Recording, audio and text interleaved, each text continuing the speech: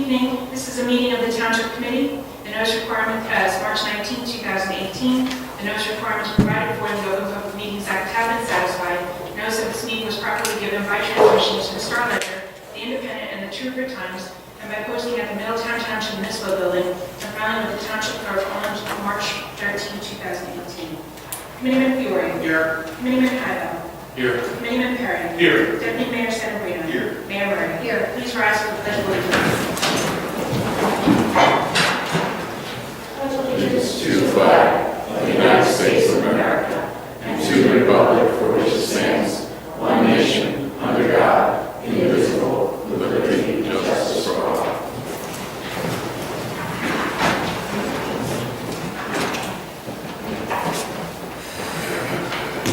Our first item on tonight's agenda, we have the introduction of Ordinance 2018-3287, an ordinance to exceed the municipal budget appropriation limit and to establish a cap bank.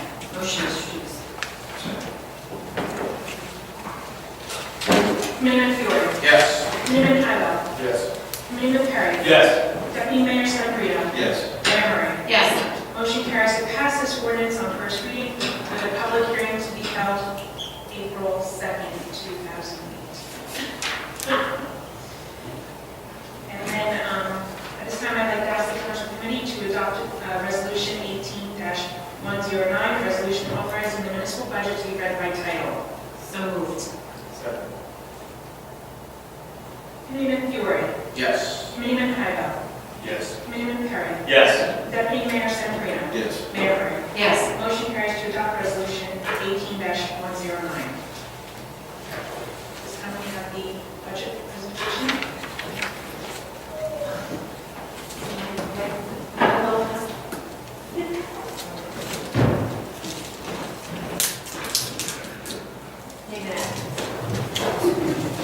Okay, good evening. Tonight we are introducing our municipal budget for 2018.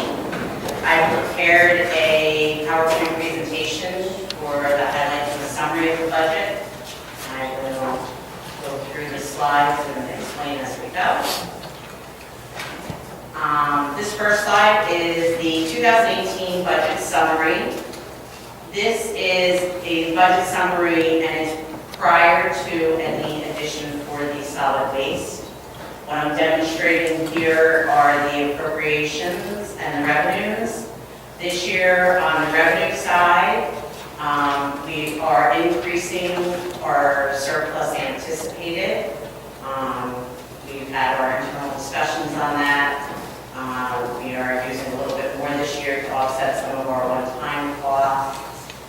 We have had some of our revenues have the state aid, we just found out today, is able to be anticipated at the levels that it's been for many, many, many years now. I guess the upside to that is that there's no cut, but there's no increase either. Our local revenues are our fees and our permits and different items like that.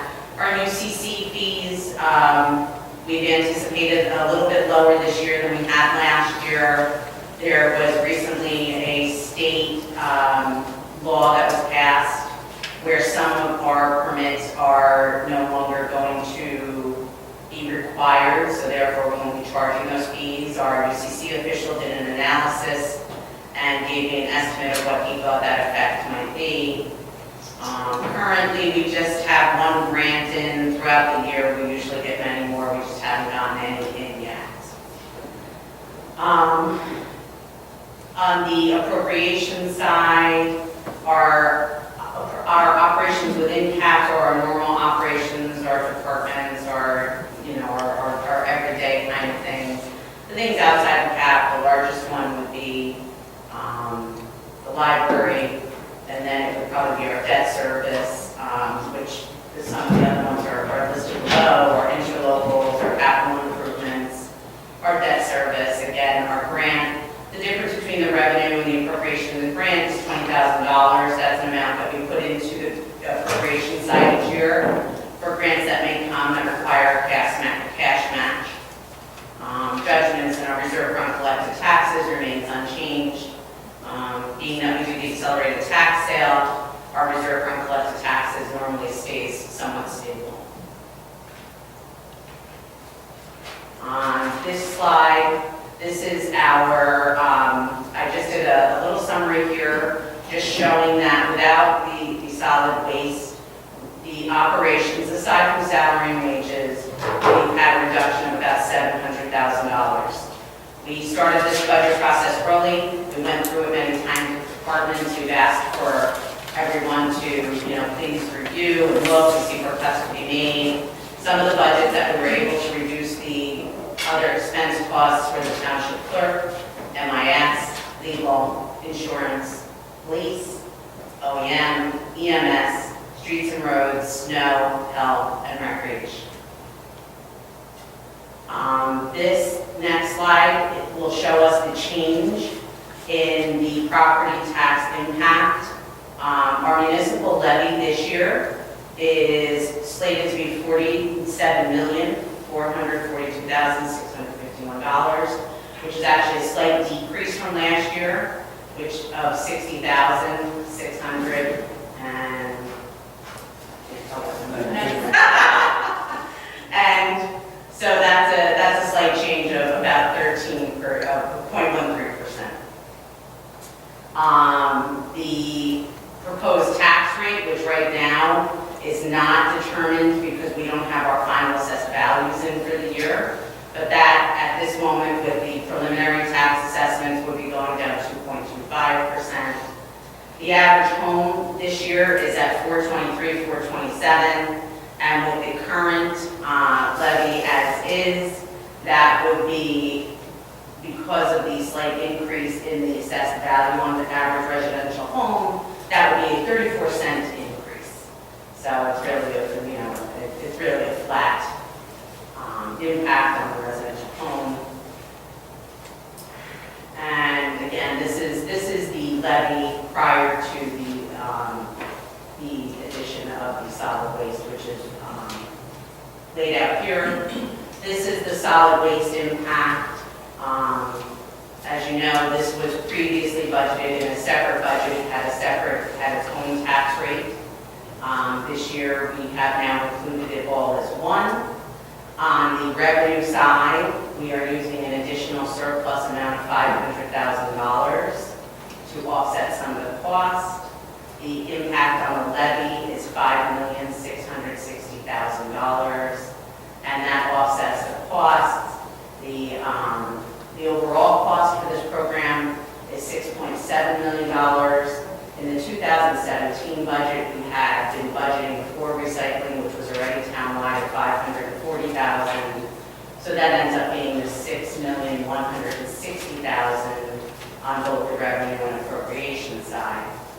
For, again, that same residential average of 423, 427, the amount that would increase on that home would be $222.52 for the solid waste. And that's only for homes that were not in the district last year. For homes that were in the solid waste district, they will actually see a savings of $48.47 on that average residence. And that's just, again, picking the one assessed value and showing what the impact would be. So this is our pie chart that shows the breakdown of the costs in the budget. The largest section there, the green section, is the salary and wage.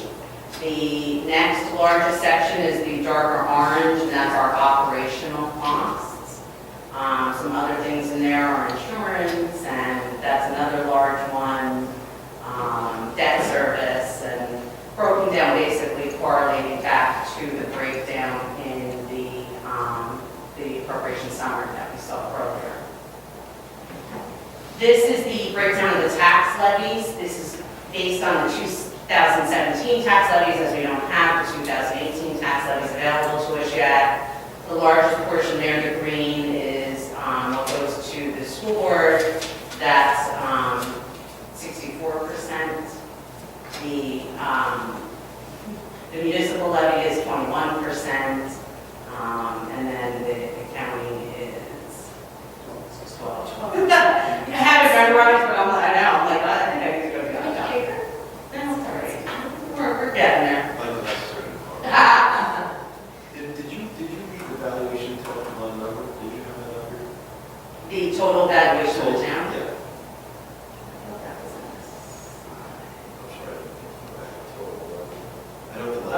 I'm sorry, I don't have that.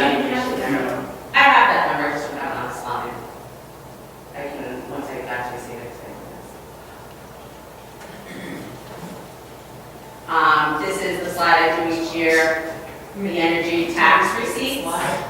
And once again, that's supposed to increase by the implicit price deflator. And so this year, as you can see, we are still at our 6 million amount, and we should be well over 11 million. That's, you know, over a $5 million difference. 1% on our tax rate is $510,000. So if you do the quick math on that, you know, that's a good 10%. No, more than that is. I'll get you one place. And that's all that I have on the slideshow. If you have questions, I'm happy to answer them for you. Thank you. I don't think I have any questions on the budget. That's a great job. Good work, Connie, and everybody. Great work. Just to quick on the salary. Yeah. The values right now are at $10,904,930,903. That is an increase of 219 million and change over last year. We're currently completing our appeals, so sometime by the end of April or early May, we should have our final evaluation. So just going back, speaking of solid waste again, so the average home assessed value in Middletown, if they were in the solid waste collection district, the way we were doing it with special tax, according to the way this budget works out, sees a $48 annual decrease in their tax bill Right. for solid waste collection. Yes. The average homeowner that would be at 423 that are out of district would see a $220 fee for garbage collection, but hypothetically it was paying over $400 in our calculations to the private vendor, so that's a savings. significant savings in itself outside of the flat municipal tax levy. I understand that correctly? Yes. And with the people who were in district, it would have been a significant increase this year, had we kept things the way that it was. So it's, you know, although starting from last year and looking at this year, it's, you know, on the average home is $48, it's really more if we had to have the increase in 2018, that would have been. So next year, you will not have that breakdown because everything will just be. Right, everything this year is rolling into one levy, one rate. I presented it that way this year because I think it's fair to let everybody see what the budget's doing and then what that is, since that's a new component to this particular budget. And then next year we'll have the comparison just year over year. And then follow-up questions from the state perspective. Clearly, the energy receipts tax notwithstanding, and I'll make my comments later. The state has given you, your said, just so I'm clear, an indication that there is going to be a change of an increase or a decrease in terms of the municipal portion that we get back from the state in terms of quote-unquote state aid. Exactly. So different than the schools who are getting 800. So we're not. Right.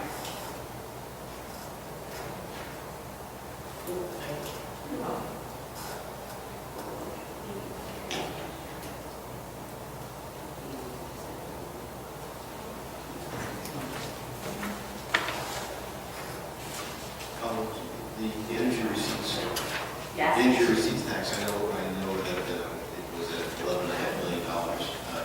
If you were on track to receive what was owed to the township, what was the number that was currently received? Was 5 or 6 million? It's a little over 6 million. Thank you.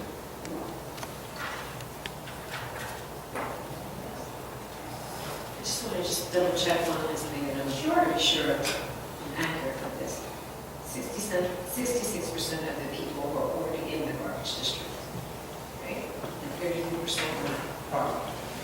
16,000. Right, so it's most, I mean, the majority of the town is in the district. Right, yeah, yes. Sorry. No, great. Thank you. Just Sure. not to bid on the energy receipts tax again. 6 million is what we would be owed, which equals, it's 1% is We get 500,000. Right, 1% is 500,000. Right. We currently receive a little over 6 million. We're due about 11.5 million according to the calculation of how it's supposed to be done. Right, so that means we're ultimately missing on 10%.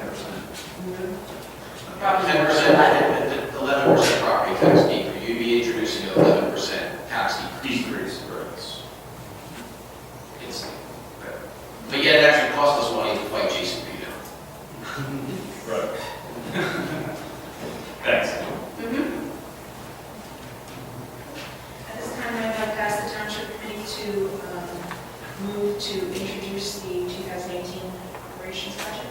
So moved. Committeeman Fiore, Yes. Committeeman Haga, Yes. Committeeman Perry, Yes. Deputy Mayor Sedambrino, Yes. Mayor Moran. Yes. Motion carries to introduce the budget at this time with a public hearing to be held April 16, 2018. A little break. At this time, we're going to take a recess until the 8 o'clock portion of the meeting. Okay, let's recess.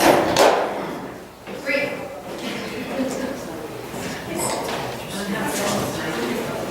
Okay, so.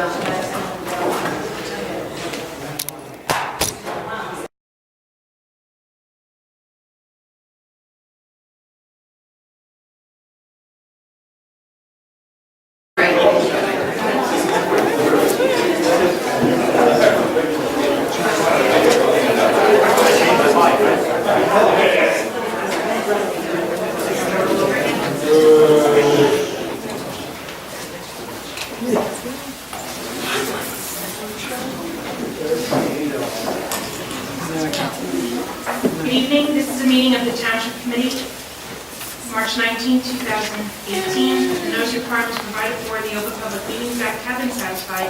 Notice of this meeting was properly given by transmission to the Star Ledger, the Independent, and the Two Times, and by posting at the Middletown Township Municipal Building and filing with the Township Clerk on March 13, 2018. Committeeman Fiore. Here. Committeeman Hygo. Here. Committeeman Perry. Here. Deputy Mayor Sedambrino. Here. Mayor Murray. Here. Please rise for the Pledge of Allegiance.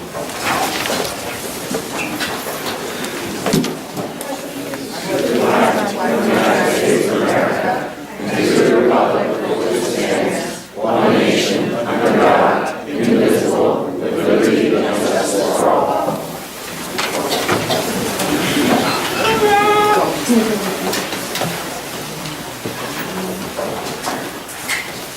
Our first item on tonight's agenda, we have a proclamation declaring April 2018 Autism Awareness Month. This proclamation was read for the record.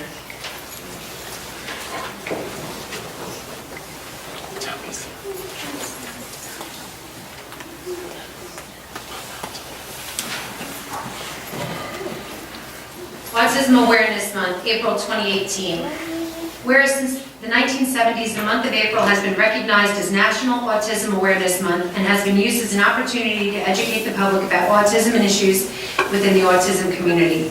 And whereas autism is a pervasive developmental disorder affecting sensory, social, communication, learning, and behavioral skills, which include high-functioning autism, Asperger's syndrome, and pervasive developmental disorder, which manifests itself in the first 3 years of life. Whereas it is estimated that autism affects 1 in every 68 children nationally and 1 in 41 in New Jersey. And with no current medical detection or cure, it is essential that when autism is suspected, an early diagnosis accompanied by appropriate education is vital to the development of the affected individual. And whereas the OASIS philosophy embraces human beings for their interconnectedness with each other and all living things and centers around for people on the autism spectrum who be set up to foster interdependence and social connectedness to better quality the life of adults with autism. Therefore, I, Mayor Stephanie Murray, and the Middletown Township Committee do hereby proclaim April 2018 as National Autism Awareness Month in the Township of Middletown. And we're proclaiming this for the record, not only for our friends here tonight from the Oasis community, but also for all of our friends in the autistic community in New Jersey, as well as Middletown. Thank you.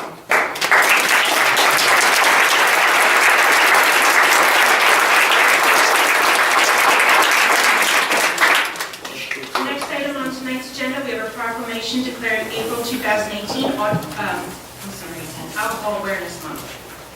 This is also for the record. Alcohol Awareness Month is also April 2018. Whereas alcohol is a primary factor in the 4 leading causes of death for young persons ages 10 to 21, and whereas alcohol is the most commonly used addictive substance in the United States, and whereas young people who began drinking before the age of 15 are 4 times more likely to develop alcohol dependence than those who begin drinking at age 21. And whereas the typical American will see 100,000 beer commercials before he or she turns 18, and kids who drink are more likely to be victims of violent crime, to be involved in alcohol-related traffic crashes, and to have serious school-related problems. And whereas supportive family environment is associated with lower rates of alcohol use for adolescents, consistent and sustained parental attitudes can influence a child's decision about whether or not to use alcohol and drugs. Therefore, I, Mayor Stephanie C. Murray, and the Middletown Township Committee join the National Council on Alcoholism and Drug Dependence, Inc., and CADD, in proclaiming that April 2018 is Alcohol Awareness Month in Middletown Township.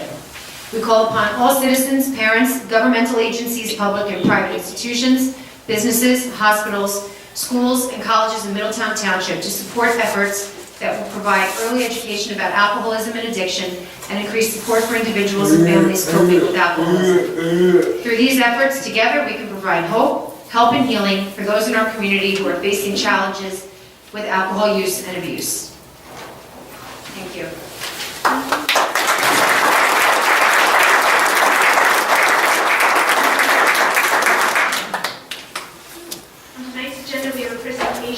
At this time, I'd like to invite freeholder Gerry Scharfenberger to please come forward.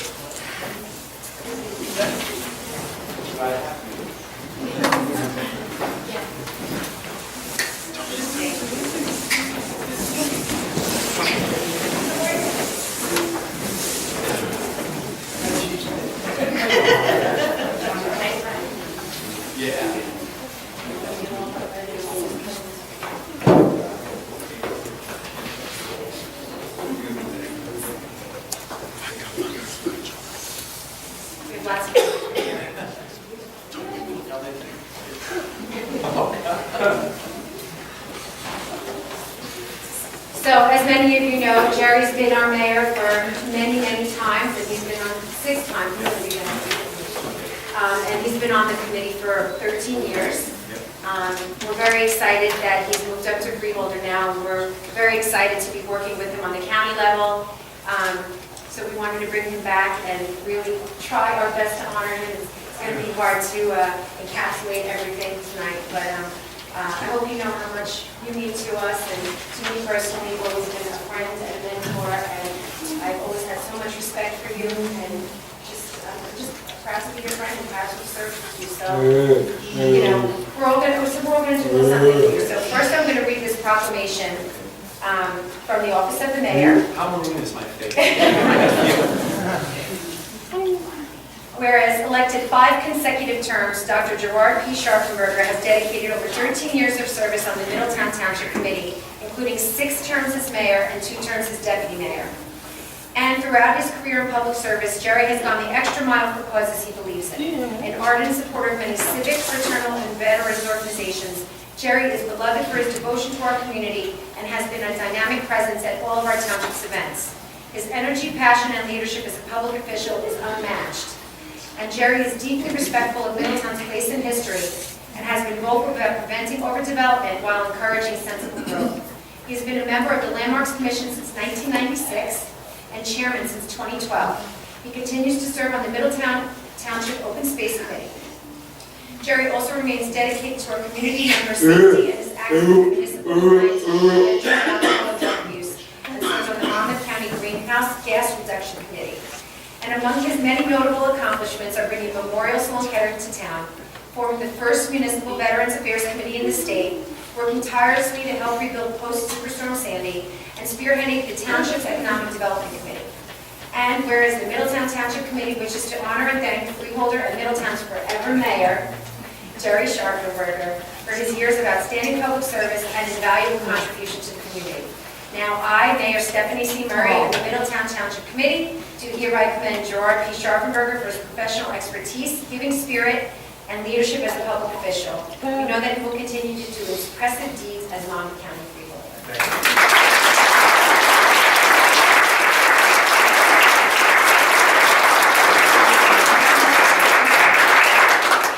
So, as you know, aside from Gerry, on this committee, I'm probably the second longest standing Township Committee member, which is quite down the first. But Gerry, words just don't describe not only what he has done for this committee as a true ambassador for us throughout the township and the county and the state, but really his dedication to all of Middletown. And, you know, I can't even begin to express my debt of gratitude on behalf of myself and all the things that I've learned serving as your deputy mayor and a number of times, and also serving as mayor and with your leadership during some challenging times and some great times. You know, we were always able to do some great things for the residents. So I would tell you, so we're going to present you a clock, but unfortunately you can't start the clock yet, because generally you give these clocks for all the time that you're going to have now that you're not on the committee. But being that you're a freeholder, and being that now we have, we plan on speaking to you as we do every day anyway for all of Middletown's issues, as the fact that we're about the size of, little known fact that Gerry now knows as a freeholder is Middletown is actually the size of Salem County, I believe it is, right? So now that we're our own little county, we certainly will miss you, Gerry, but don't start the clock until the career is over, but we definitely wanted to commemorate your time with us here. Did you keep the receipt? We did keep it. So it came back here, so congratulations. Thank you.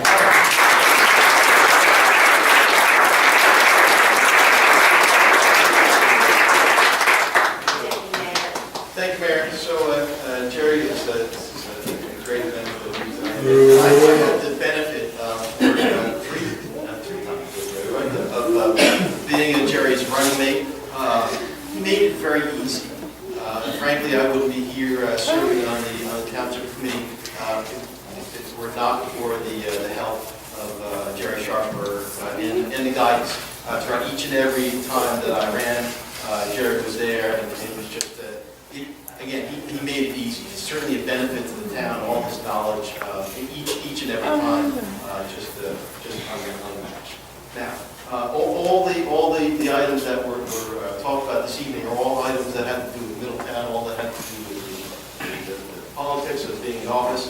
And so you never hear about the things that were done where there were no cameras or there was no one to tell you about the event. And those are the kind of things. So I want to share something. Back in 2010, where I wasn't on the committee, I just got left. At the end of 2010, unfortunately, my father-in-law passed away. And at the beginning of the next year, my wife and I attended the wedding. And Gerry was there. There were no, and it was in Point Pleasant. It wasn't here in Middletown. There were no cameras, there were no articles, there were no events. And let me tell you something. Those are the type of things that make a guy like Gerry Scharfenberger a fantastic person. So thank you very much. And I want to take a minute to read this plaque. So this is the key to the township. So our township key is proudly presented to Gerard P. Scharfenberger, PhD, Mayor, 07, 08, 2010, 2013, 2016, 2017. I think what Deputy Mayor, 2006 and 2009, Middletown Township Committee, 2005 and 2018. In great appreciation of over 13 years of dedicated service and innumerable contributions to the residents of Middletown Township, presented by the Middletown Township Committee.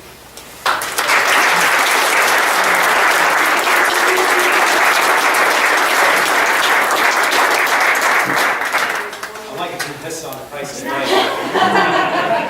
Behind door number 3. Number 3. Party day. Oh, God. I just got mine today, so I just, we all owe a lot here to Gerry. Gerry, to give you background, he served as a fire chief with my dad. He was mayor at the time, and I got to go to the ranks in the chief's rank and also serve with him. So great pleasure. I don't know really that he gave you the hardest seat, I think, to fill. So I was just telling him I'm very nervous about what's going on, but he's a great thing to fill. So thank you. Thank you very much.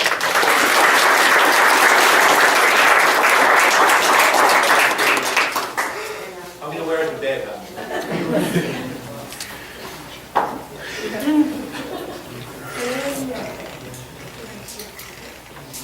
There's no more yes.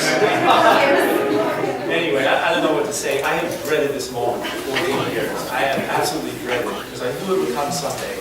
Thank God it didn't come hard, So, what can I say? How many people can actually say they were able to do something that they absolutely loved and, look, went to bed every night and think, man, I love it. I am mayor of Middletown. I don't want to touch it. It is the most rewarding, enjoyable thing I have ever done.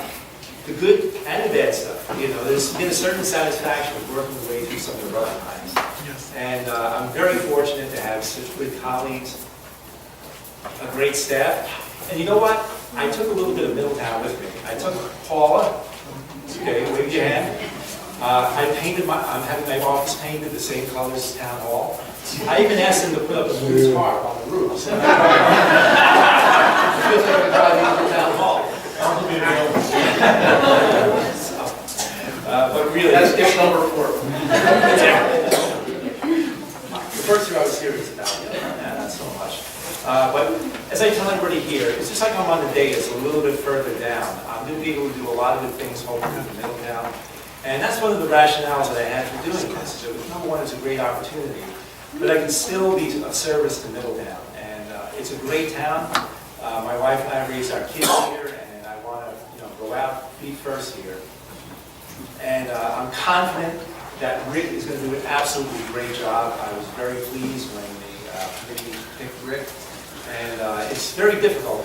I'll tell you what, it's a lot more difficult sitting there than standing here than it is up there. I'll tell you that much. Boy, I am really, on the outside I'm always cool, but inside I'm shaking like a leaf. But this has been incredible. What a send-off. I will always remember it. And hopefully we'll have a lot of good pictures for Facebook. Okay? Imagine an old geezer like me talking about Facebook. I'm getting with it, so so with that, I just want to say thank you to everyone coming out here today. I want to thank the people of Middletown 5 times in a row, and the margins have been really very gratifying. And I run into people in the supermarket, and I would be in awe of them because of what they gave me. So with that, before things get out of hand here, before I keep this stoic exterior much longer. Thank you all very much. Thank you, my friends up here, and best of luck. And you know where to find me if you need to.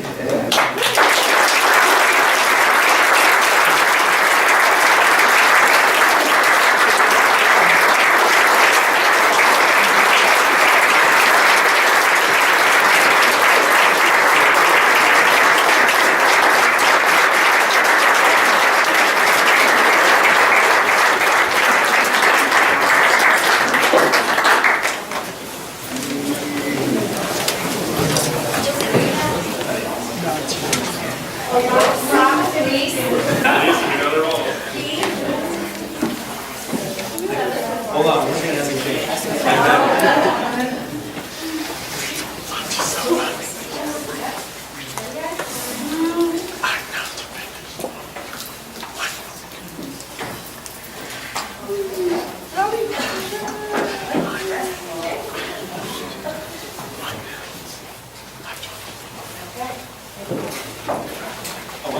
It's okay, I'll get pictures. Yes. Family. Mrs. Gerry.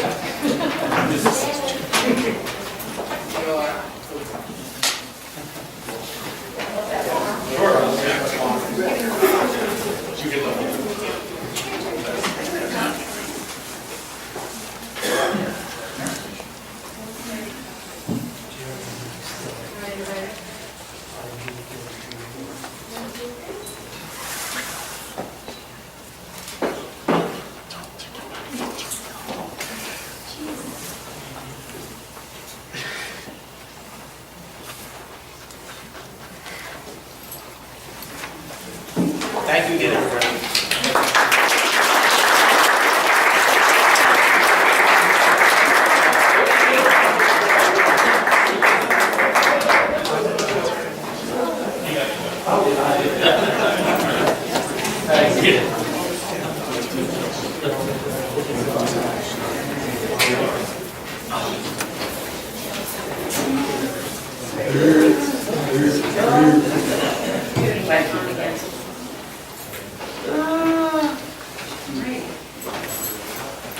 Okay, ready to go.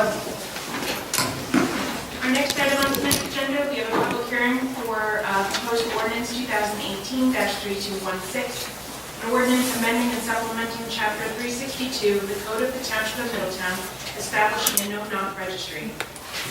Is there anyone from the public wishing to speak to 2018-3216? Okay, seeing no members of the public wishing to speak to 2018-3216, I move to close public portion.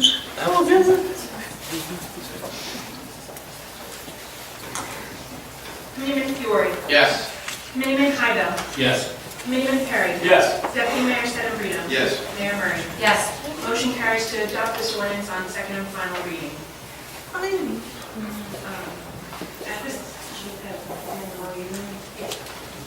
At this time, I would like to ask the Township Committee to adopt a consent agenda, which would include resolutions 18-111 through 18-118, including bingo and raffle application. So moved.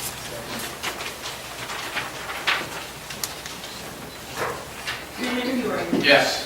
Committeeman Heidel, Yes. Committeeman Perry, Yes. Deputy Mayor Sedambrino, Yes. Mayor Murray. Yes. Motion carries to adopt.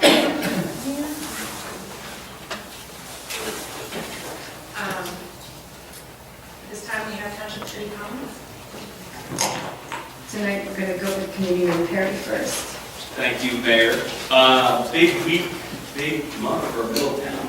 A lot of great news coming out of the recent RAGE JCP&L hearing, which we got an excellent ruling, I thought, where they have ruled in the town's favor, and couldn't be happier about that result. I was fortunate to attend a few events over the course of the last few weeks, including that of the new Better Leonardo meetings, which I know there's some members here. I'm looking for Vinny. Where is he? He was here earlier. But great organization with a lot of great people looking to make the Leonardo.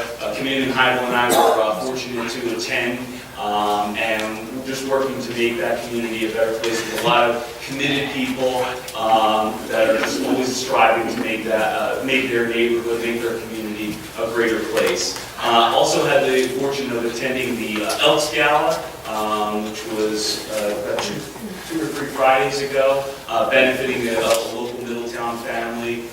Really great turnout, as well as their civic youth breakfast, which Deputy Mayor Sedambrino and Committeeman Heidel and myself attended. So the organizations across Middletown are second to none. They really are incredible. The work they do, the effort they put into everything. And today, speaking of another organization, the VFW, with Dennis Beauregard and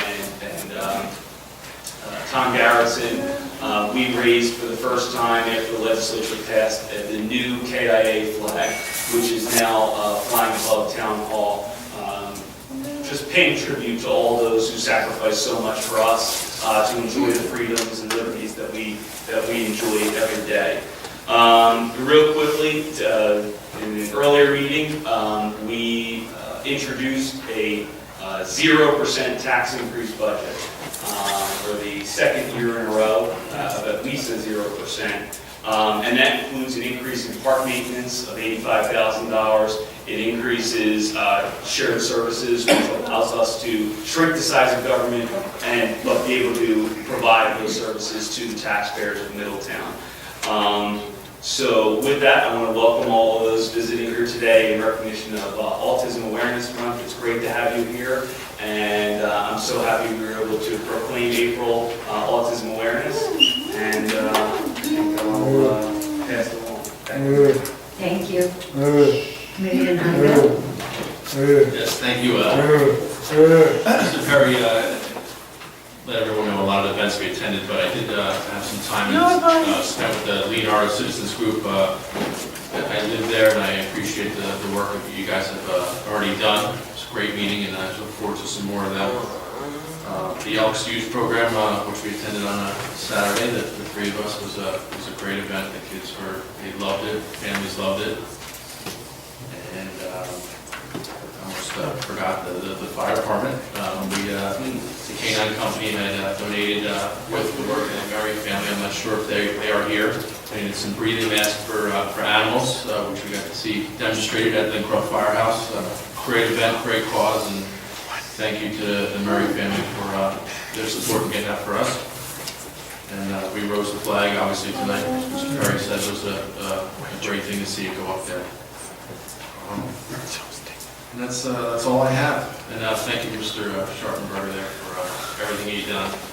Really great honor to serve in the seat for you. Okay. Committeeman Fiore. Yes. Thank you, Mayor. Just a few things. I will echo a few comments from my colleagues. First, thank you to the folks here that are here to recognize Autism Awareness Month. I will formally ask the township, as we have the last few years, if we can, turn the blue lights on in April here at Town Hall and our other facilities. I think it is very important that we recognize Autism Awareness Month. I know we've been doing that for the last few years, and I urge all residents of Middletown to either get a blue light. They're not hard to get. You get at Lowe's or Home Depot for about $5, maybe a little bit more now that they have these smart lights. But I would like to see everyone do that if they possibly can. So I just hope we'll be able to do that in the township at minimum, and I know I'll do it from my house. A few other comments tonight.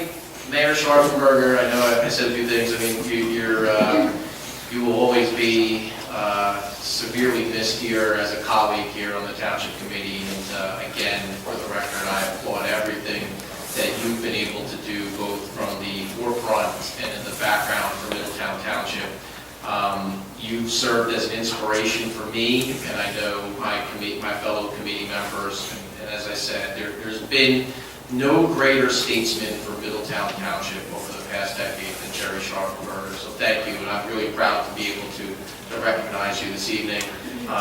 Sad to have you on the freeholder board, but we do need a few potholes fixed on that Sink River Road, corner of 35, according to my wife, and I do like to see that traffic light over at Kings Highway and Church get done. So we'll be on you until they're completed. So thank you, Gerry.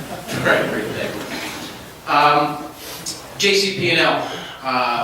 Clearly, that was a huge victory for not just Middletown Township, but our region as a whole.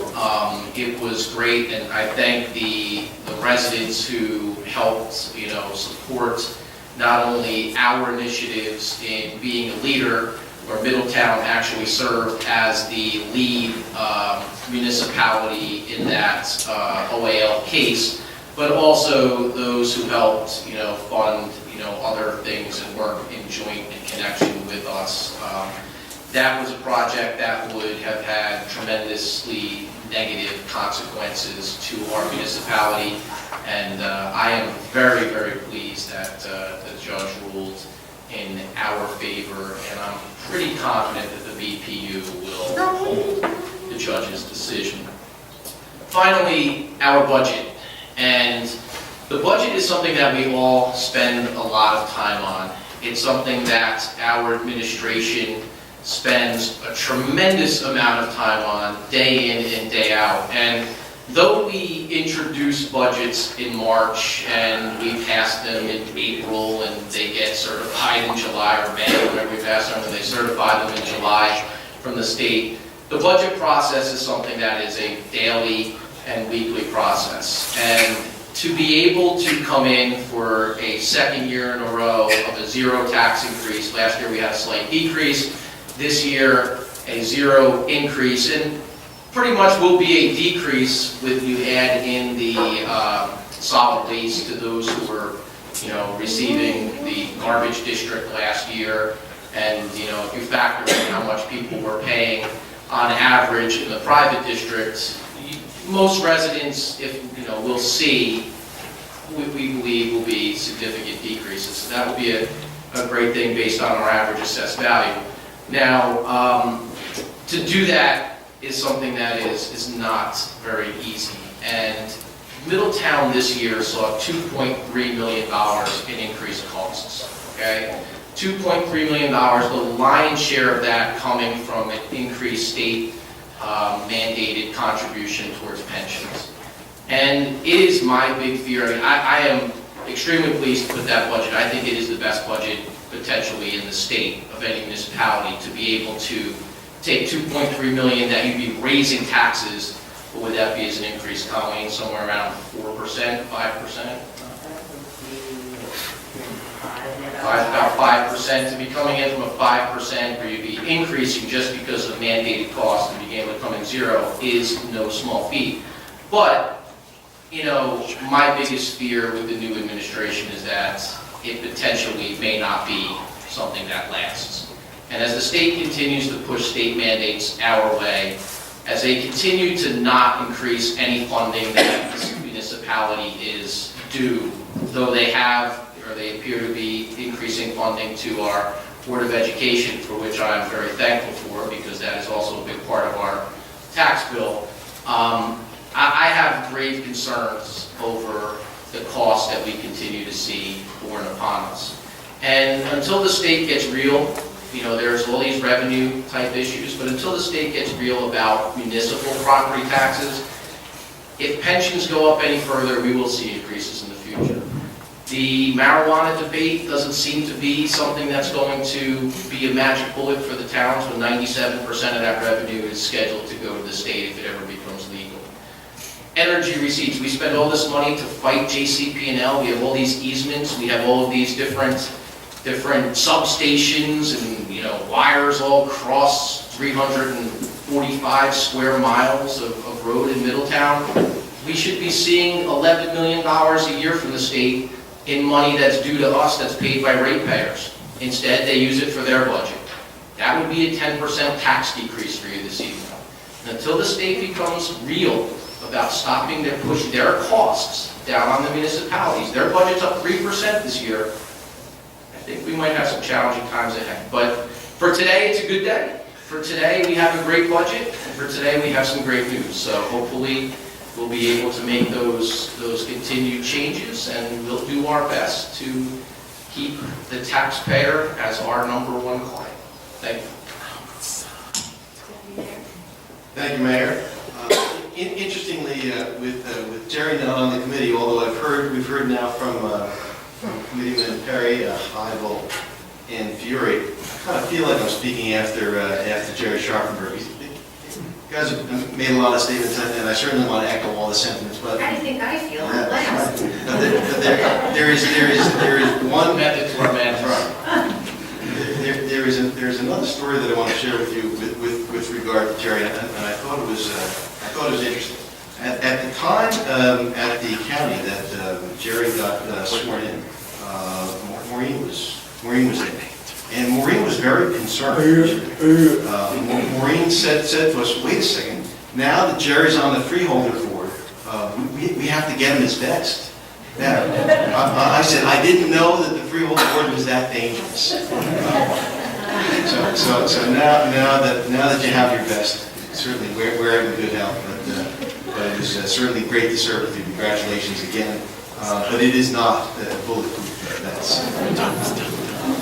So a couple of other items. I had the good fortune of attending the Junior Achievement Biz Town, which was 5th graders from Port Monmouth and Ocean Ave Elementary School. And it was a very interesting event. I was there for about an hour.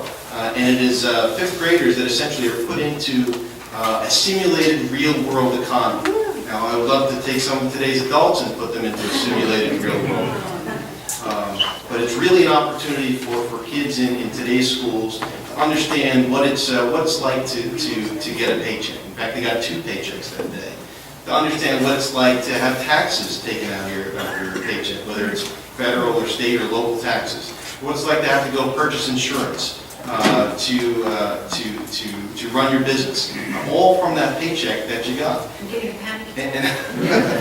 So it really introduced our young kids today into a little glimpse of what happens in the economy and a little glimpse of what everyone has to do to work together. And that's really what I came away with when I spoke to the kids there. And it's, I know that Committeeman Perry will be attending one next week, I believe. But it's a great event for kids to understand what happens in the future, and that not everything's going to get handed to them. So that was great to attend. I also did attend the Elks Gala and the Youth Elks Breakfast as well. And I did have the opportunity to attend a ribbon cutting for the Hot and Soul Yoga grand opening now. If you know anything about yoga, it was about 100 degrees in the room and kind of like liquid air. Not my thing, but they're great to have new businesses in town. It just shows the intensity of what we have going on in town. The fact that people want to continue to open businesses in town and be a part of Middletown. Just to chat about the budget for a moment. I know there's been quite a bit said about it, and it's certainly no easy feat to introduce for a second year in a row a zero increase in our budget.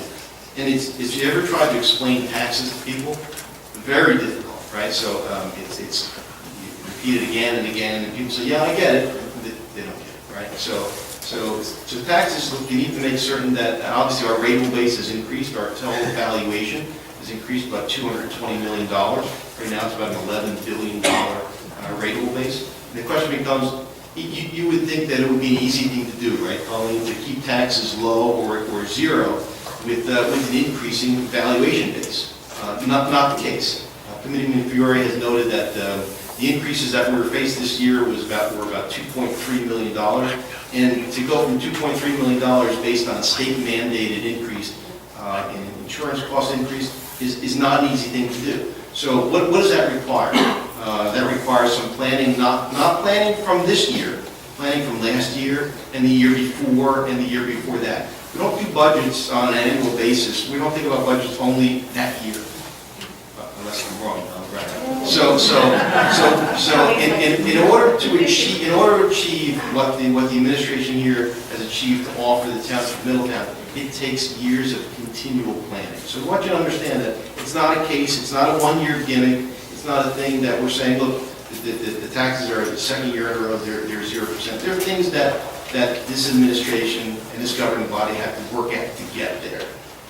And there are choices that we have to make to get you there. So at a $71 million budget and a $47.5 million tax levy, those are all big numbers. But at the end of the day, as residents, you look to see how it affects you and how it affects your tax bill. So we want to make certain that in addition to the solid waste modification to the budget, we want to make certain that the modifications to your tax bill are minimal at best. I know that Judge Cookson's decision was touched on. I won't belabor the point, but that is a fantastic decision for a transmission line that was not needed. It was not a necessary transmission line. So we want to make certain that the Township of Middletown and certainly the other townships around us, which Gerry mentioned, we took the lead on this, benefited from the fact that we're not subject to entities using Middletown as a way to generate additional revenue for their company. We're not, that doesn't work for me. So we want to make certain that the residents continue to come first here with regard to any entity, whether it be private or public. So my last comment is I want to offer a personal thanks. I had the unfortunate occasion of visiting Riverview Hospital on Wednesday evening, early evening, 2 o'clock in the morning or so. And Eric Van Chat, officer, from the Middletown Police Department. After I insisted on not calling my wife, I'm not calling 911, I did after about an hour, and he brought me there. So I was there for a few hours. And the doctor said, do you know why you're here? And I know this is, I know we're going to deal with the HIPAA rules and regulations, so don't close your ears. Right? So the doctor leaned over and he said to me, he said, Mr. Deputy Mayor, he said, you understand why you're here? I said, I don't know. He said, look, he said, you're not as young as Committeeman Perry any longer. He said, you can't get all the events that Committeeman Perry does. So he said, you got to take it easy. So I said, okay. I said, we'll try. But I want to thank the police department for helping me out. That's all I have for tonight.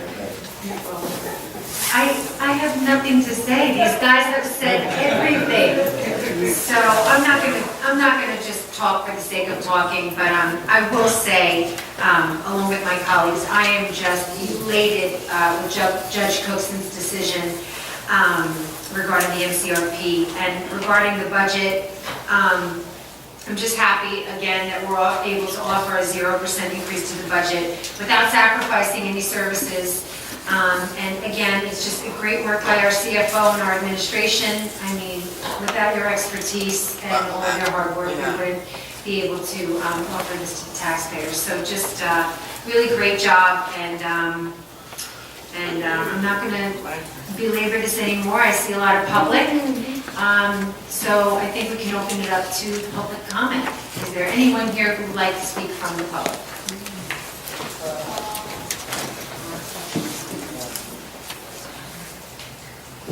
Just your name and address for the record. Thank you. Okay, my query, and that's Chapel Hill Road.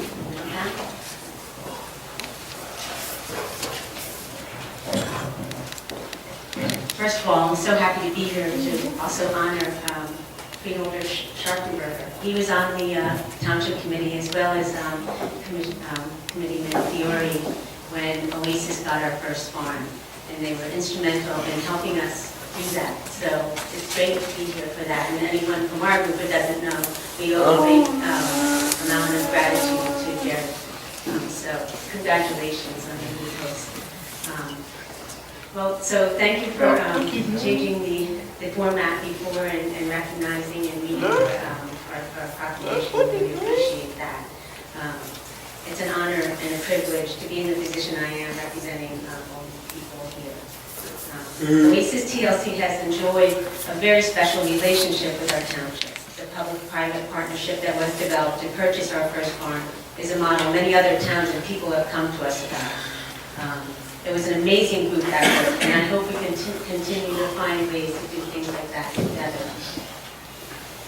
As the proclamation stated, 1 in 41 people are being diagnosed with autism in New Jersey today. This is over 2% of the population. And as you saw earlier, or as you see now, when you consider parents, siblings, and grandparents, this becomes a lot bigger of a number. So children with autism grow up. And the issue of healthcare, employment, and housing for all these people is huge. It's an issue that local, state, and federal governments are beginning to struggle with and will continue to struggle with as more and more children enter the adult world. Middletown is very fortunate to have Oasis TLC in place already.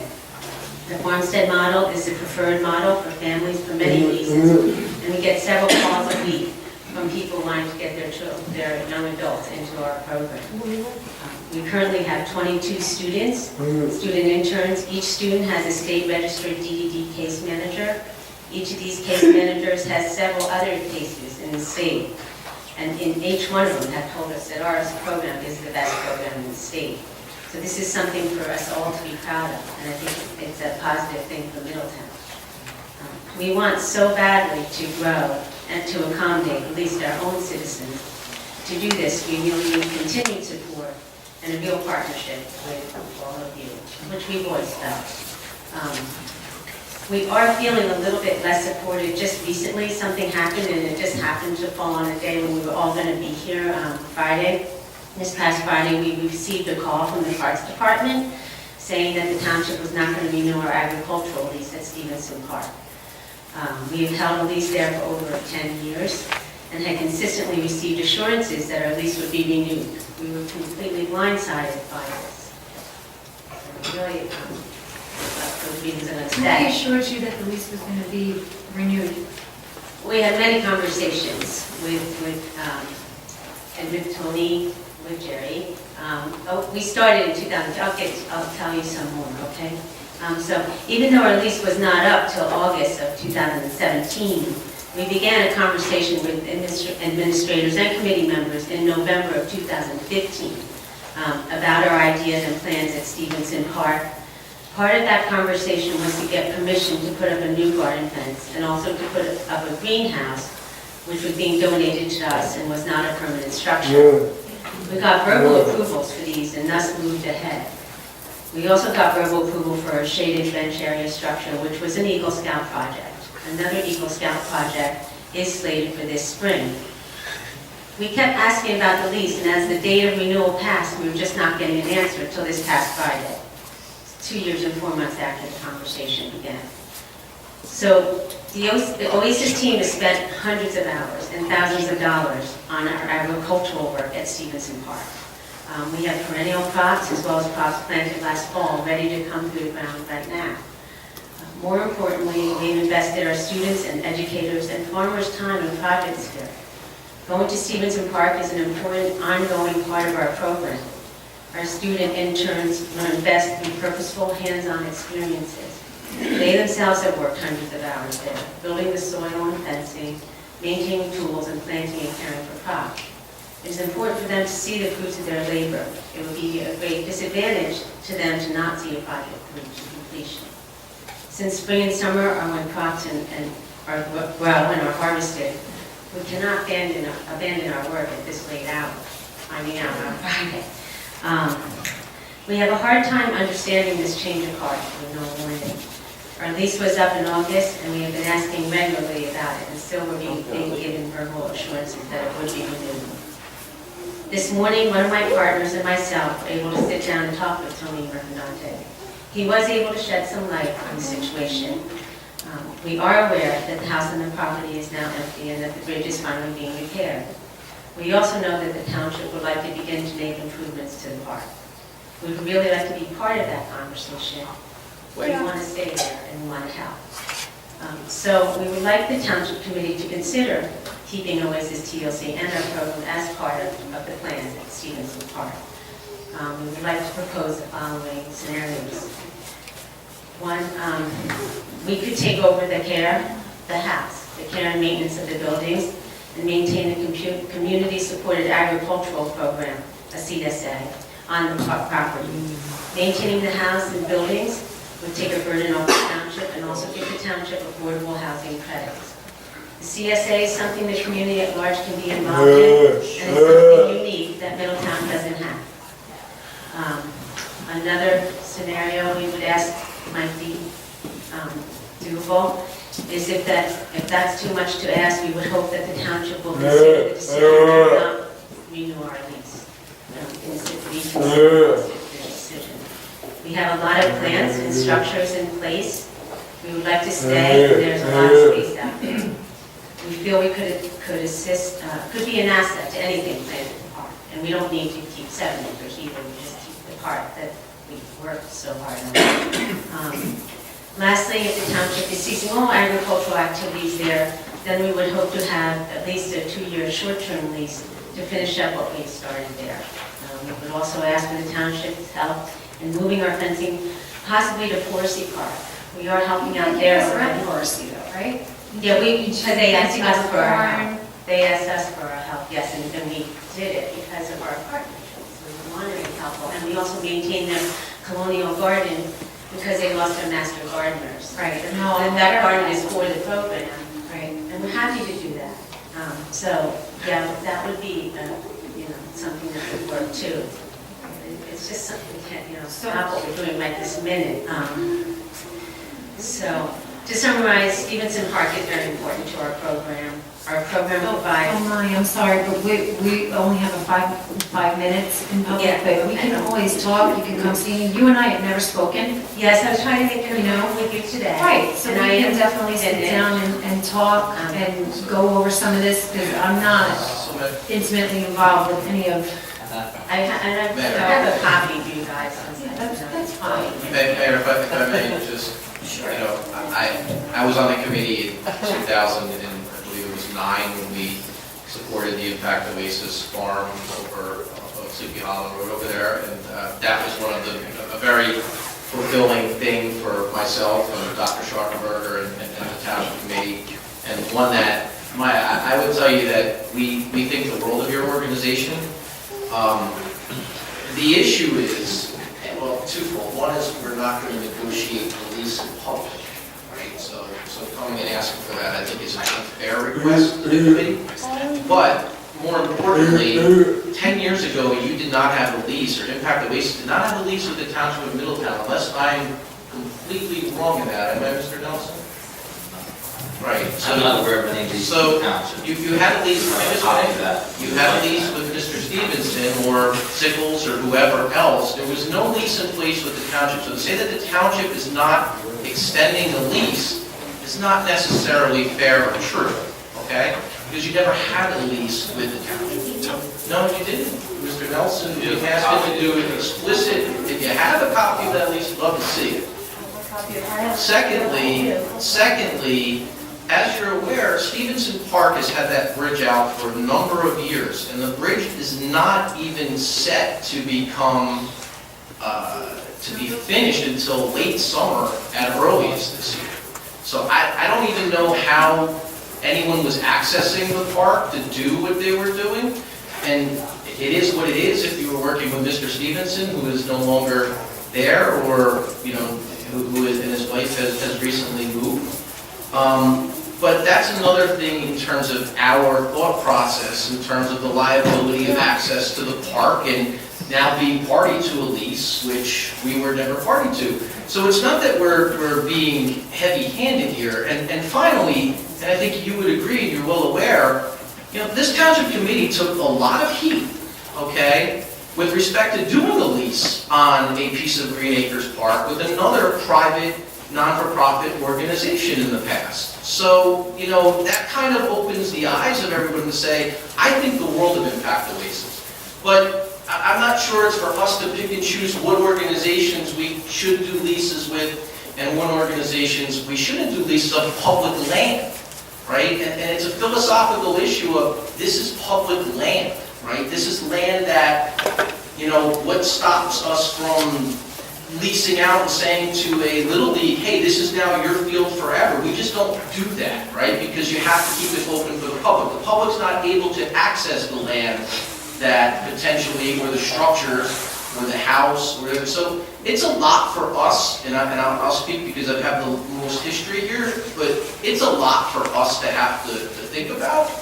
It's a lot for us both legally and philosophically. So I don't want you to think that we're heavy-handed, but at the end of the day, you know, there's also very dangerous territory for this Township Committee to pick and choose organizations that we feel are necessary to do a lease with on public land. I think that potentially is a very slippery slope that we've learned as a lesson in lawsuits of the past, and having to go to Trenton and explain the Green Acres leases. Okay, I wasn't sure that it was inappropriate for me to address that subject here, but we did have a lease and we renewed it once. It was a 5-year lease and then we renewed it again. And then I just wanted to bring it up because it's the only time we can talk to all 5 of you at the same time. So I just, we were going to be here, and we were really surprised by it and upset too. I mean, we do have a lot of work and money and hours and things put into that, and we've been asking and asking and asking, and we just didn't expect that. And I didn't know if you guys knew you know, what was going on either. It's hard to know everything, but I'm sorry if it was an inappropriate thing to bring up here. We do have the lease, so I'll get that to you.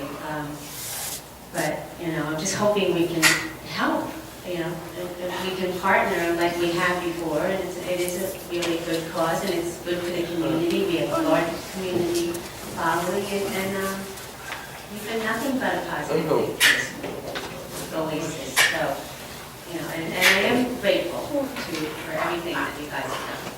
I do think that you have to, with two new members here on the committee, and the fact that we have the bridge won't be completed until mid-June or so, it's the opportunity for the governing body to reevaluate that property and understand what's in the best interest of the township and what's most compliant with current statutes and our obligation with regard to green acres. Thank you. You have to. So what I would encourage you not to do is draw any conclusions with regard to things that we will or won't do. Give us the opportunity, again, to reevaluate the property, understanding that there's moving parts on there right now, namely that the tenant that was there at the time is no longer there, that the bridge is not currently completed. So, you know, in addition to reevaluating the property, we have to understand what our liability is. The greater liability is to the township of Middletown taxpayers, and then I think we can potentially have those conversations again. So it's certainly not a closed door, but it's the ability for us to maybe get a better result for the township. Yes, I'm sure. I look forward to continuing the dialogue and setting it this evening. So, thank you. Thanks, Mike. Thank you. Are there any other members of the public wishing to? Yes, sir? I know you. Yes. How are you? Fine, thank you. I'm Austin Chapter. Congratulations, Gerry. I think we go together. I moved in around when you first became mayor, and I've been proud of you for many, many years. Thank you. And I'm sure you'll do an excellent job with the curriculum. Thank you. How are you? I'm here, I can go to the record.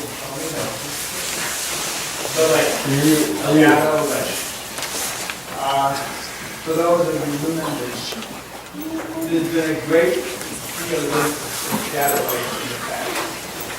I've lived on the lake, swim in the lake, swim in the lake. So your place, see, when I drive by. I've collected from my job, years and a half, signatures, 430 signatures of people who love the lake, who use the lake, who have generated their father, their grandfather. All of that is so shallow lake. We swim in it, we fish in it, we boat in it. The interest in Shadow Lake is jewel. Shadow Lake is one of our Middletown's greatest jewels. And it's uncommon because right. Our prior speaker kind of told you there's an interest in Stevenson Park. When I was going around getting my signatures, including these, What is the signatures for? these were all kids. It basically said, petition to save Shadow Lake. Can I just interrupt you for 1 minute? Ted, didn't we put some money in the budget for the Shadow Lake? We did, yes. Right. So I was talking to Ted this morning about it. We wanted, as a background, we wanted to have the bridge, and we got, Joe Freelos was nice enough to get us a $3.5 million budget, a loan to the town of the 3.6% interest, which is a great deal. Then we put out bids. $10 million. That ended our dredging of the lake. But the vegetation keeps growing. And you're going to find people here from the other side of the lake. I live in a private house. I don't live in the village. The people inside of the village, their access to the lake is almost nondescript because it's all vegetation in the summer. You can't use the lake on the west I've end. been I'm on on the the east end. sea. I can swim on the east So end. can get, The west end you can't. So Stevenson Park, which is, a park, it'd be a wonderful thing if that bridge was repaired, Tony, because it's been promised to be fed. it is, For it's in a the couple of works. years. It's, God knows we're paying for it. We're paying for it, so it's being fixed. Yeah, well, hopefully it happens. But the lake would be a wonderful thing if it was utilized the way it should be, because it's a jewel. Well, I agree completely. And I think the one thing that we need to do, and Tony, I know you've done it in the past with you, we also need to speak to someone at Chapel Lake too, right? Because, look, I've been in this with you for a decade now, right? And you're 100% right, and we'd love to have dredged it, and the cost of the wet trucking was I don't know, but was ridiculous, but the bathtub would have been the solution. Absolutely, but at the DEP, right, we got DEP stopped from putting it in ceremony, or I got into a fight with the mayor of ceremony. But the issue also is, it was true, the issue is that, I also think that there's some contributing factors coming from Shadow Lake Village, including the water runoff into the lake, including the trees that continue to fall into the lake that nobody gets out, or the stuff that gets dumped. I get out, You are an exception, thousands of dollars. an exception, but not the rule. You're not as big as the village there, and to be honest, that's the real, I took a boat ride with Ted on the lake 2 or 3 years ago now. I have my video footage still. It is a jewel, but the problem is that a lot of the problems are well past, I think, are just vegetation management. It's these trees that continue to fall in from Shadow Lake Village. It's people dumping things in. It's water runoff from the golf course and pesticides that are coming from. That's the whole So other problem. we really do, we're not going to make progress without, the lake is going to die if we don't That's figure right. something out with the You village. hit it So right on the head. I don't know, Tony, what can possibly be done with the management. They've tended to ignore the claim in the I'm past. sure also you're aware of the 9 houses, the $1 million houses. $1.3 million is the least amount. Absolutely. I spoke to the builder, John Burns. I said, did the township talk to you about the lake? No. Did you ask him about the lake? No. You're building 3 houses lakeside, right? Aren't you getting an extra buck for lakeside and you can use the lake for swimming, etc.? He didn't answer me. He didn't answer me. John Burns. Now, you're going to get taxes from those 9 houses. If they're selling for $1.3 million, you're going to get a nice few dollars of taxes. Now, what if the lake dies?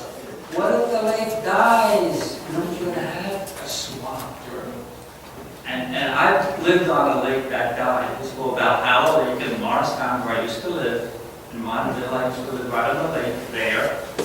And because it was a privately owned lake, they solved the problem.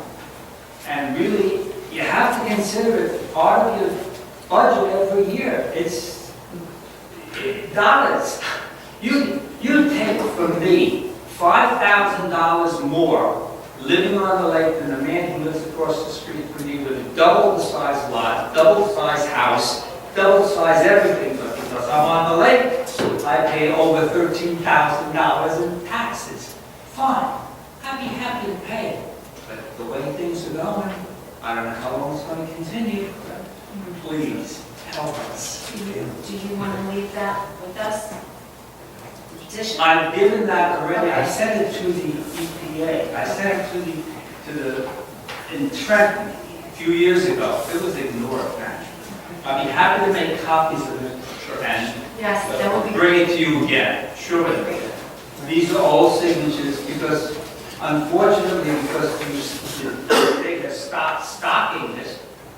I can You don't have- that our administrator has. One of the challenges with Shadow Lake, that's been the problem forever, is that you were talking about, another lake that was private, and you're talking about this lake as if it's public. And that's the issue, is that it's not clear whether it's a publicly owned lake or not. There's no clear ownership or responsibility, for Shadow Lake.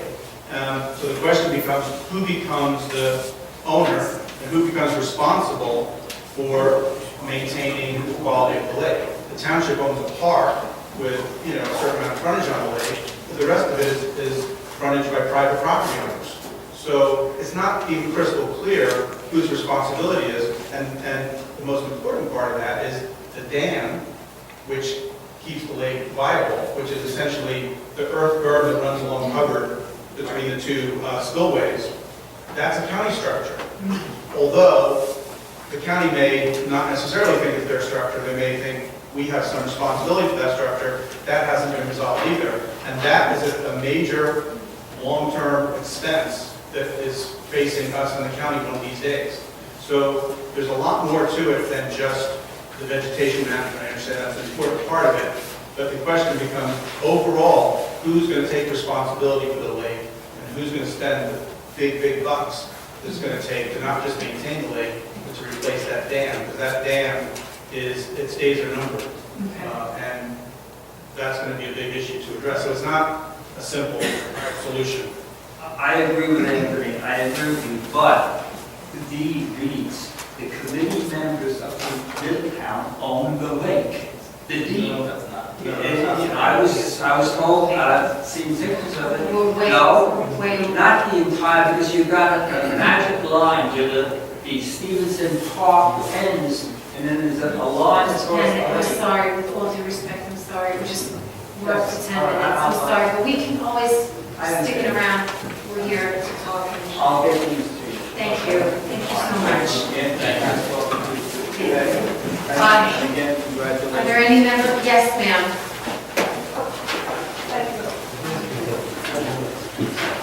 Okay, I'm just going to say, no, it's fine. You have 5 minutes, name and address. I just have a question. Sure, sure. About 16 Middlebrook Court, right here in town, and I live in Chataway. The only question I have is, you said you have a line item for Yes. the lake. I think it's like $33,000. How much? 33,000, I believe. Is that for the granular herbicide that you used last year? Ted. Yeah, last year we used granular herbicide. The plan we used last year, in the prior years, was twice a year, the lake would be treated with granular herbicide. This year, we sat down with our biologist from the company, Solitude Lake Management, who did the work last year and the prior years. Yeah. He's coming up with more of a holistic look at maintaining the lake for the summer, where we can come back every month, see how the treatments he makes every month, how they affect it, and then at the end of the season do a survey and gather some data about what was killed and what was in terms of plant life and weeds, and then try to develop another plan for next year. So it's a little different now. We haven't finalized anything yet, but it's looking to be more of a, instead of the granular treatments, he has some other spray treatments he wants to use too. Okay, well, I know, we're actually new to the lake, but love the lake, and I'm new to Shower Lake, I should say. But there have been people there who've been there for many years, and this particular woman said the liquid herbicide didn't work as well.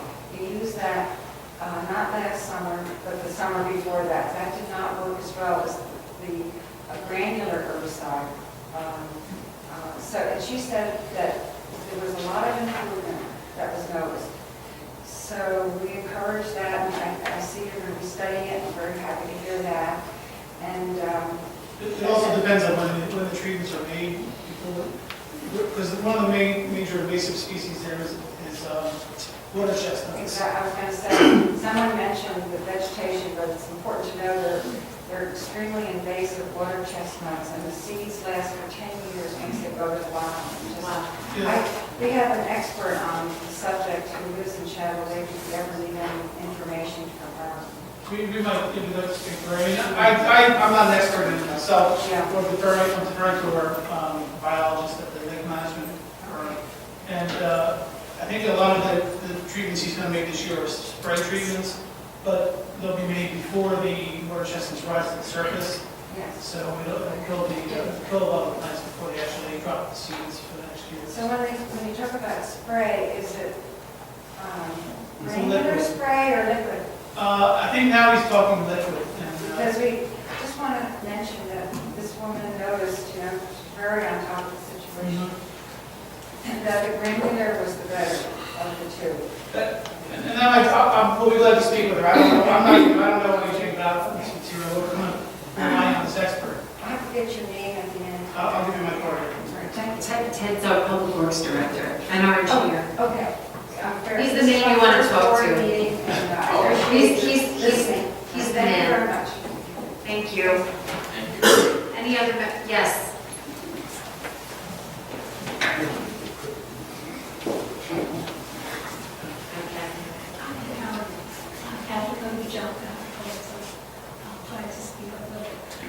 Majestic Avenue, 20 Majestic Avenue, there's a couple issues that we have on Majestic Avenue, and it deals with cars cutting through from 520 and from Swing River Road during the peak hours. Not only do they cut through, by the time they come off, they're cutting down to avoid the light at Swing River Road and Fields on to make that, but Chief, you hear this? they come speeding down there. By the time they reach the end of the day, they're going 40 miles an hour. It's ridiculous. So it's only during the rush hours you really see it the most. And then at the top, they just have a new tenant that came in on the music store at the first corner on the right-hand side. Then this is on the left. They park over on the streets there. So when the bus stop comes, the bus that kids walk up on Elizabeth Road, if there's cars coming up Majestic Avenue, you can't come down.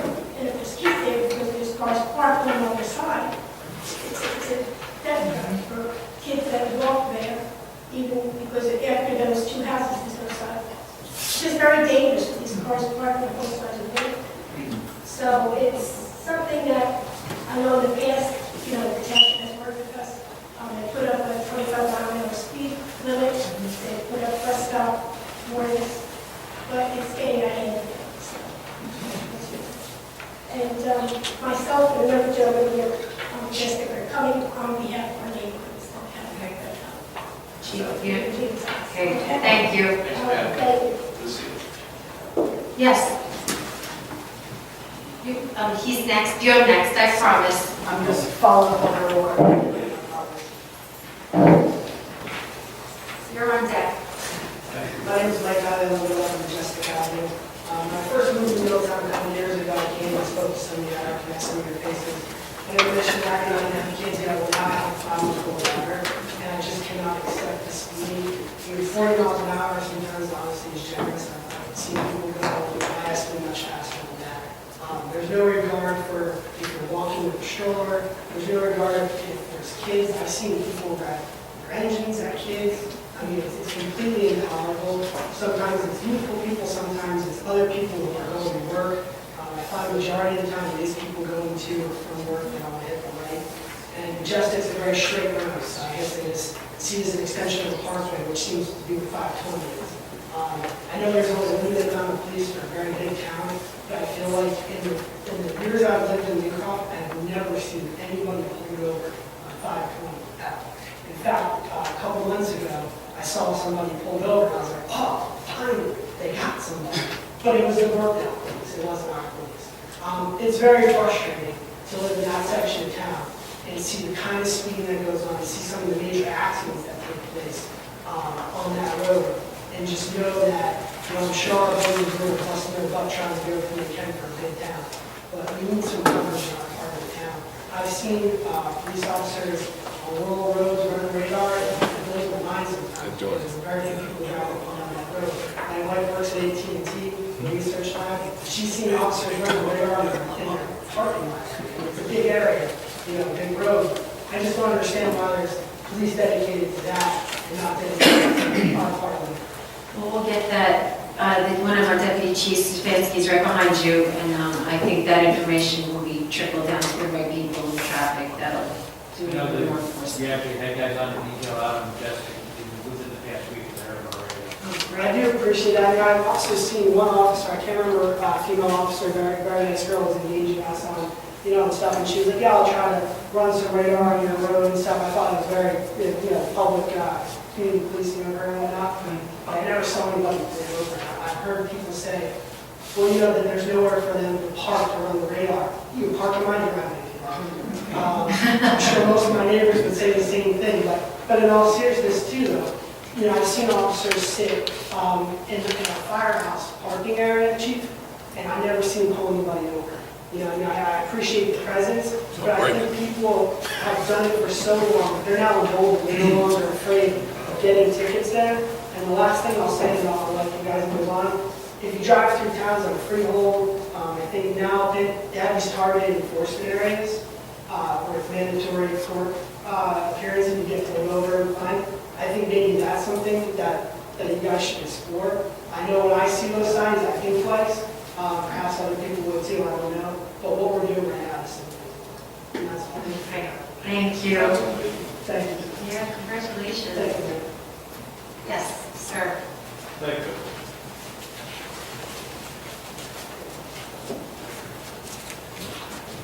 Yes, my name is Raymond Sims.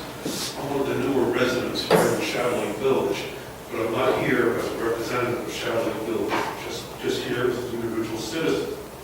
First of all, I want to thank you very much for not raising the taxes. I'm not sure what a shadow. We're happy too, because we're taxpayers also. We have property, we lived in Long Range for 27 years, and every year it did go up. Plus, every situation is slightly different. Well, besides the thankfulness for not raising the taxes, I'd like to thank you also for looking at the issue with Shadow Lake Village, Shadow Lake. Now, I understand it's multifaceted. There's issues that I understand the water about. I haven't heard before about ownership. But these are issues that needs to be worked through. But there is an immediate issue dealing with the preservation of what is there. Now, we do have a problem with the growth. In fact, the woman that the other speaker was talking about was Judy Coleman, and Judy knows it very well. In fact, Judy is making a presentation on the water chestnuts at the village this Thursday.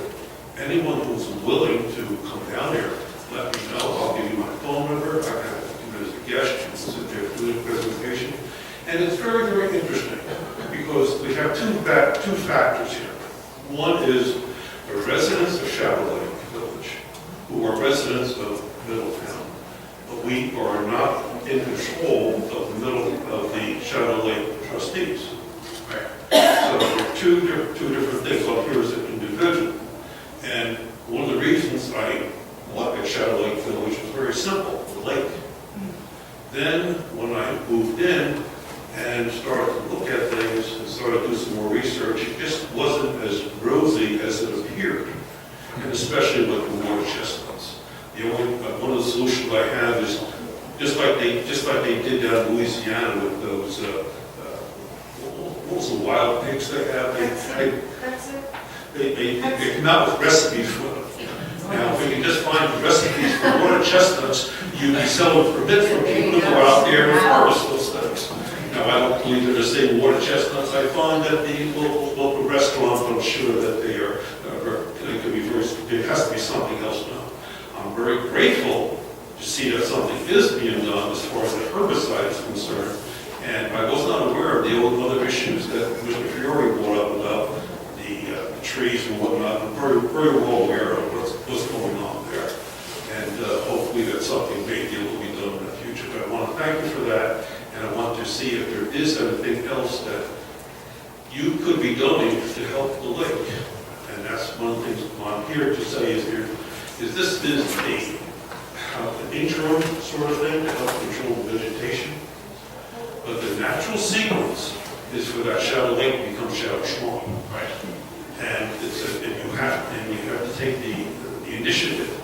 Now, it is a great asset to the town. And I'd like to see that asset preserved. And I thank you for taking the audience and giving the opportunity for people to say that.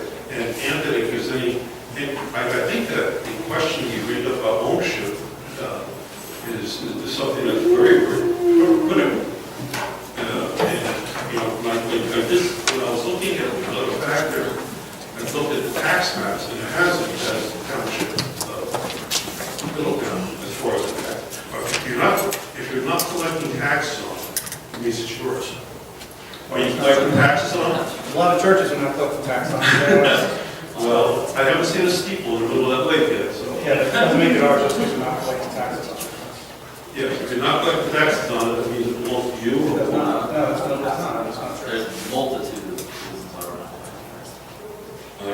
Okay, so these are this is one of the quandary things that we get involved in, but I think the major thing is an asset, attention should be paid to it to properly address it. Yeah, I think, you know, based on the governing body's past performance, the ownership issue has not been an impediment to try to make improvements with regard to the lake. The fact that we took a path forward to understand how to mitigate the vegetation there, you know, without using the ownership or non-ownership as an excuse. We're not going to do that.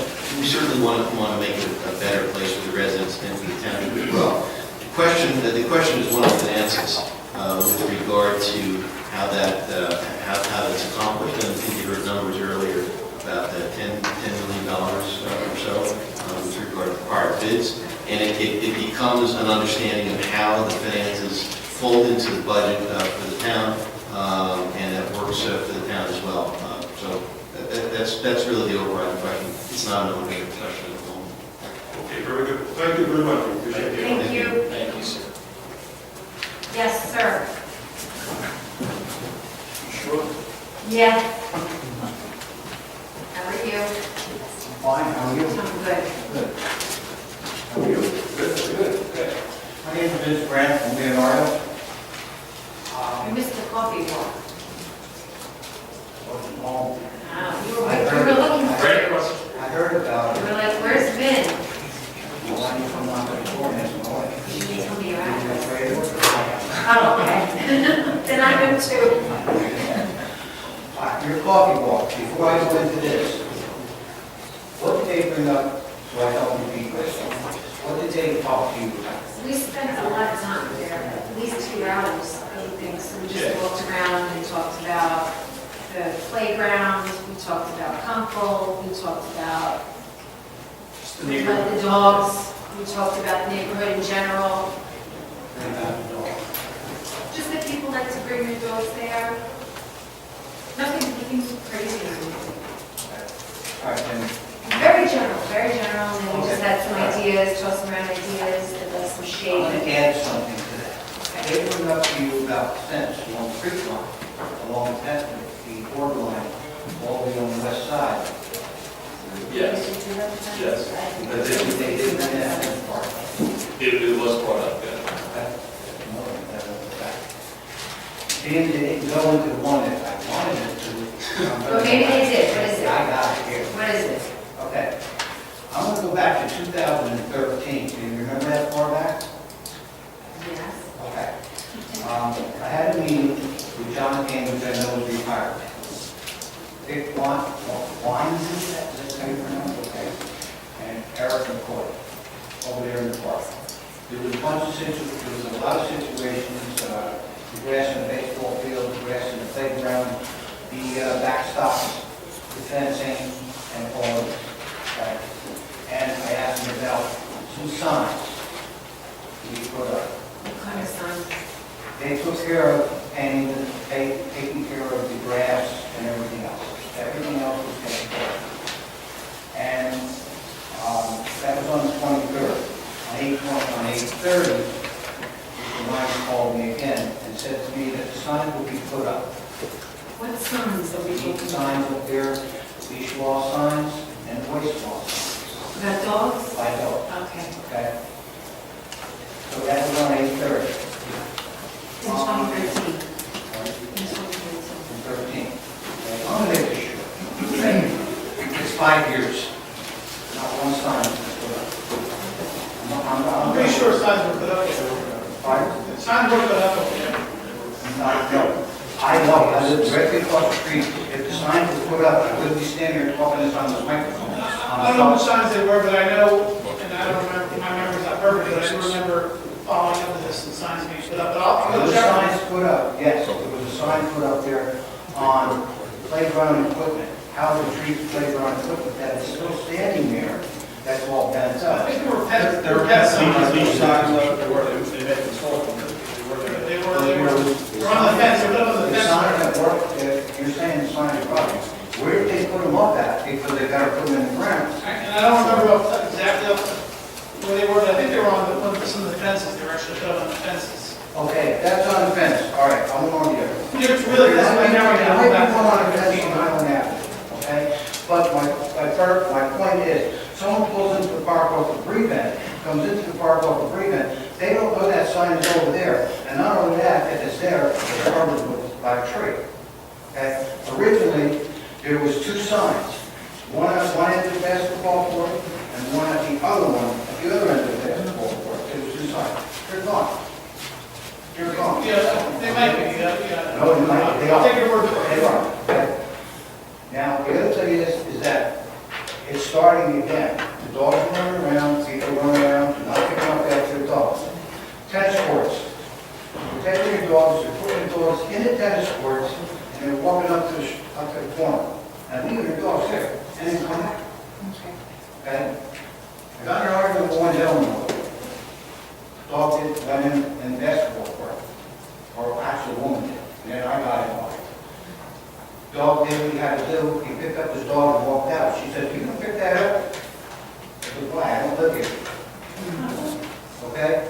Well, I got involved, I happened to be sitting right there. I walked over to go pick it up. He walked over and picked it up, walked to his truck, got a cup, picked it up, and walked, and left it in the tennis court. I said, "Ain't you gonna take it with you?" Why? Or just can't break out his truck. And he left it there. You're lucky I picked it up. Because it's getting worse now. Right. Dogs are- We're gonna There are some try, people that do pick up after their dogs, but we need, we're gonna try to help you guys out with some enforcement and some solutions. because I know you have to have the gas company come in and do something now. I know we had to do that with our company before we could put a sign in, they had to mark the ground.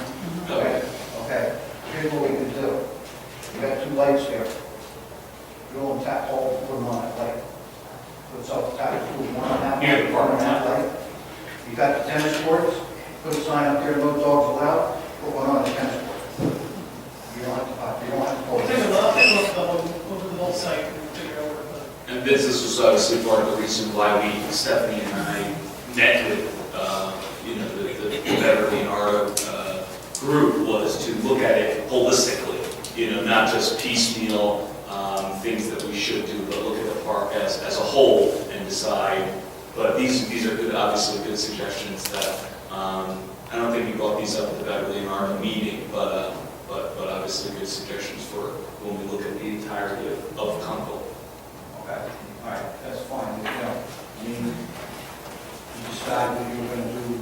Someone said, Mr. Moran, I'm sorry, we're over, what are we up to now? I think I've been very crazy tonight, I've been going on and on with everybody, but I'm more than happy to stay, get to the meeting and talk, I know. just so we can get everybody in and it's not too late. See you later. Bye, thank you. Are there any other members of the public who would wish to make any public comments? Nobody else? Okay. Seeing no members of the public wishing to come forward, I move to close the public session and adjourn. Yes. Yes. Yes. Yes. Yes. Did, you got a petition?